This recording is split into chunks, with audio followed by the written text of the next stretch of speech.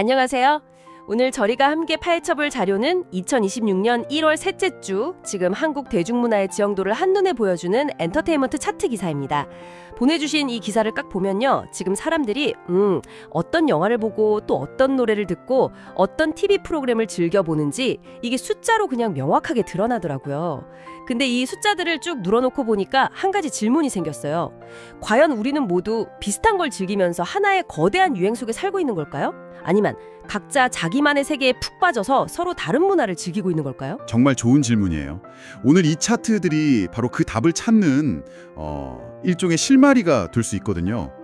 영화, 음원, TV, 그리고 OTT까지 각 플랫폼의 1위 컨텐츠들을 보면요.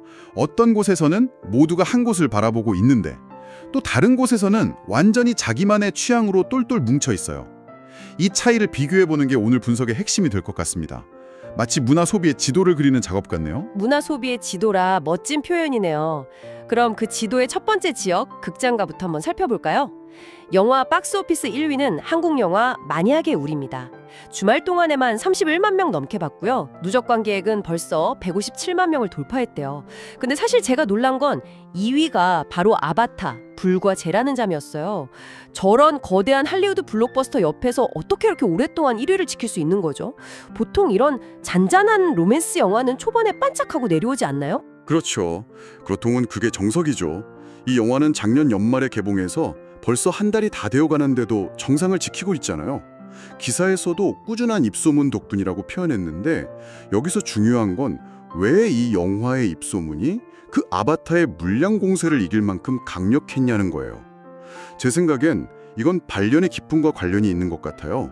아바타는 모두가 어떤 영화인지 알고 기대하며 보는 영화라면 만약에 우리는 큰 기대 없이 봤다가 이거 생각보다 너무 좋은데?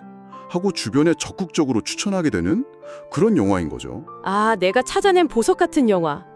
확실히 그런 영화는 친구한테 너 이거 꼭 봐! 이렇게 말해주고 싶어지죠. 주연인 구교환 문가영 배우의 힘도 컸을 것 같고요. 물론이죠. 두 배우가 주는 신뢰감과 매력이 엄청나니까요.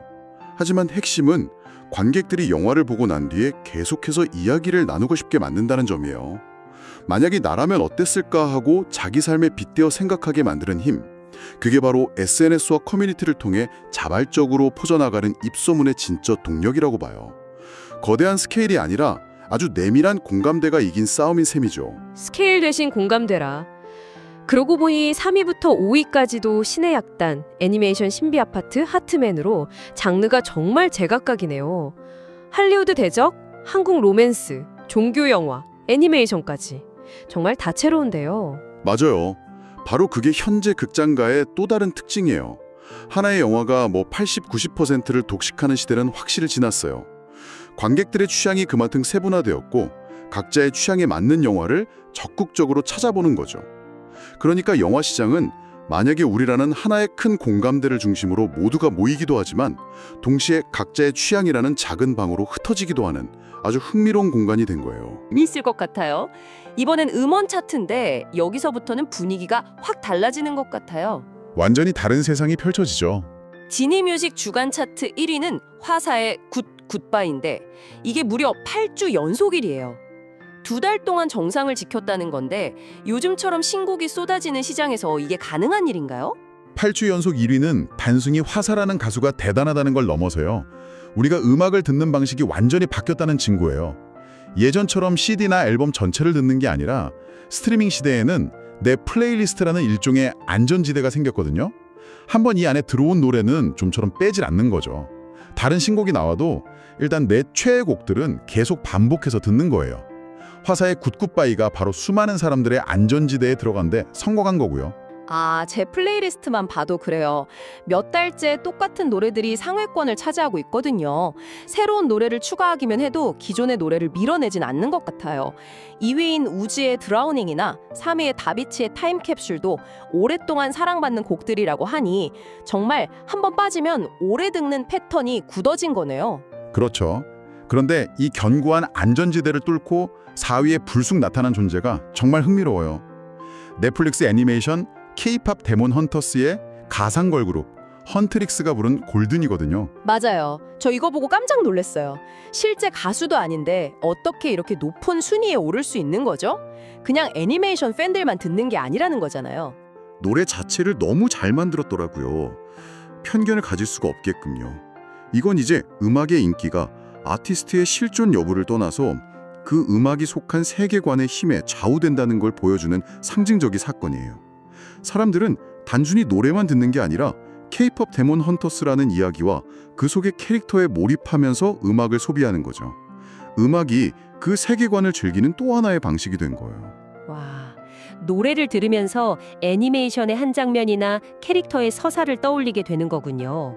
영화가 공감대로 뭉쳤다면 음악 시장은 화사처럼 개인의 취향에 깊게 파고들거나 헌트릭스처럼 아예 만들어진 세계관에 몰입하게 만들거나 점점 더 개인화되고 깊어지는 느낌이네요. 정확해요. 영화관처럼 모두가 한 곳에 모이는 광장은 사라지고 각자의 귀에 꽂힌 이어폰 속에서 자기만의 세상이 더 중요해진 거죠. 가상 아이돌이 현실 차트를 점령하는 걸 보니 이제 가상과 현실의 경계가 정말 무의미해지는 것 같아요. 이런 현상이 TV에서는 어떻게 나타나고 있을까요? TV는 여전히 온 가족이 모여 앉아 보는 전통적인 매체일지 아니면 거기도 다른 세상이 펼쳐지고 있을지 궁금해지네요. TV는 더 복잡해요. 하나의 세상이 아니라 채널을 돌리는 순간 완전히 다른 두 개의 우주가 나타난다고 봐야 해요. 지상파 차트하고 종편 케이블 차트를 한번 비교해서 보세요. 그러네요. 먼저 지상파 1위는 KBS 주말 드라마 화려한 날들이 시청률 18.5%로 압도적이에요. 2위부터 5위까지도 MBC 판사 이한영, KBS 일일 드라마 마리와 별난 아빠, SBS 예능 미운 우리 새끼 같은 익숙한 이름들이에요. 정말 전통적인 TV 강자들이네요. 그렇죠. 주말 저녁 혹은 평일 저녁에 온 가족이 소파에 앉아서 함께 보는 아주 전형적인 거실 TV의 풍경이 그려지죠. 이 시청자층은 수십 년간 이어진 시청 습관을 가지고 있고 방송사들은 그들의 기대를 정확히 충족시키는 콘텐츠를 꾸준히 공급하고 있는 거고요. 하나의 거대한 가족이라는 공동체를 위한 방송인 셈이죠. 그런데 종편 케이블 차트를 보면 이 가족이라는 단어는 전혀 어울리지 않아요. 2위가 TV조선의 미스트로트4 14%, 2위가 MBN의 현역과왕 3 9.5%. 두 트로트 예능의 시청률을 합치면 지상파 1위 드라마를 훌쩍 뛰어넘는데요. 바로 그 지점이에요. 지상파가 불특정 다수의 가족을 공략한다면 종편과 케이블은 아주 특정하고 열광적인 팬덤을 정조주네요. 트로트 예능은 단순한 음악 방송이 아니에요. 내 가수를 내 손으로 뽑는다는 참여감, 팬들끼리의 소속감, 그리고 응원하는 과정 자체를 즐기는 하나의 거대한 팬덤 놀이의 장이 된 거죠. 이건 가족과 함께 보는 게 아니라 같은 팬덤끼리 단체 채팅방에서 실시간으로 소통하며 봐야 더 재미있는 콘텐츠예요. 아, 가족 대 팬덤. 아주 명쾌한 비교네요. 그렇다면 지상파의 가족 시청자 모델은 언제까지 유효할까요? 이분들은 점점 나이가 들어가고 종편의 팬덤은 세대를 넓히면서 더 강력해지고 있잖아요. 한 5년, 10년 뒤에는 이 차트가 완전히 다르게 보일 수도 있겠어요. 아주 날카로운 지적이에요. 실제로 방송가에서도 그게 가장 큰 고민이죠. 그래서 지상파도 팬덤을 잡기 위한 시도를 계속하고 있지만 아직은 쉽지 않은 상황이고요. 반대로 3위에 오른 TVN 드라마 스프링 피버나 5위에 새로 진입한 언더커버 미스온 같은 경우를 보면 케이블은 트로트 팬덤뿐만 아니라 젊은 드라마 팬덤까지도 성공적으로 공략하고 있음을 알 수 있죠. TV라는 하나의 기기 안에서 완전히 다른 두 개의 시청 행태가 충돌하고 있는 과도기적 상황이라고 볼 수 있습니다. 방금 말씀하신 그 팬덤을 공략하는 방식은 마지막으로 살펴볼 OTT 플랫폼의 문법과 아주 닮아 있는 것 같아요. 어쩌면 TV의 미래는 OTT에 있을지도 모르겠네요. 맞아요. OTT는 처음부터 팬덤을 기반으로 설계된 시장이나 마찬가지죠. 넷플릭스 차트를 보면 그 속도감과 폭발력이 정말 놀라워요. 정말요. 1월 16일에 공개된 이사랑 통역되나요가 단 이틀 만에 1위에 올랐어요. 저도 그 주말에 넷플릭스를 켰다가 갑자기 1위에 이게 올라와 있어서 이게 뭐지? 하고 눌러봤던 기억이 나요. 정말 순식간에 모두가 그 이야기만 하더라고요. 바로 그게 OTT의 생존 전략이에요. TV처럼 매주 시청자들을 기다리게 하는 게 아니라 공개되는 순간 모든 에피소드를 쏟아부어서 주말 동안 시청자의 시간을 통째로 점령해버리는 거죠. 본방사수가 아니라 주말 순삭을 노리는 거예요. 그러려면 공개 직후의 화제성이 절대적으로 중요하고 김선호, 고윤정 배우처럼 강력한 팬덤을 가진 스타 캐스팅이 큰 힘을 발휘하게 되고요. 확실히 OTT 신작이 나오면 주말 약속도 안 잡고 정주행할 준비부터 하게 되는 것 같아요. 그런데 여기서 또 재미있는 현상이 보여요. 아까 케이블 차트 5위였던 언더커버 미스 홍이 넷플릭스에서는 3위예요. 이건 어떻게 봐야 할까요? 양쪽에 다 걸쳐 있는 건데 이게 이득일까요? 손해일까요? 예전에는 그걸 시청자 뺏기기라고 생각해서 꺼리는 경우가 많았어요. 하지만 지금은 완전히 달라요. 오히려 최고의 시너지 전략이죠. TV 본방송을 놓친 사람들은 넷플릭스로 유입되고 넷플릭스에서 우연히 1화를 본 사람들은 다음 주 TV 본방송을 기다리게 되거든요. 이제 시청자들은 TVN이나 넷플릭스 같은 채널 브랜드가 아니라 언더커버 미송이라는 콘텐츠 자체를 따라 움직여요. 아, 플랫폼의 경계가 완전히 허물어진 거군요. TV에서 보든 넷플릭스에서 보든 그냥 재미있는 이야기를 가장 편한 방식으로 찾아가는 거네요. 5위에 오른 흑백요리사 2 같은 오리지널 예능도 꾸준히 인기를 끄는 걸 보면 OTT는 정말 드라마 예능 할 것 없이 자기들만의 왕국을 단단하게 구축한 것 같아요. 맞아요. 이제 컨텐츠는 어떤 그릇에 담기느냐보다 그 안에 담긴 이야기 자체가 얼마나 매력적인지가 훨씬 더 중요해진 시대가 온 거죠. 오늘 이렇게 2026년 1월의 문화 지도를 그려보니까 처음에 던졌던 질문에 대한 답이 어느 정도 보이는 것 같아요.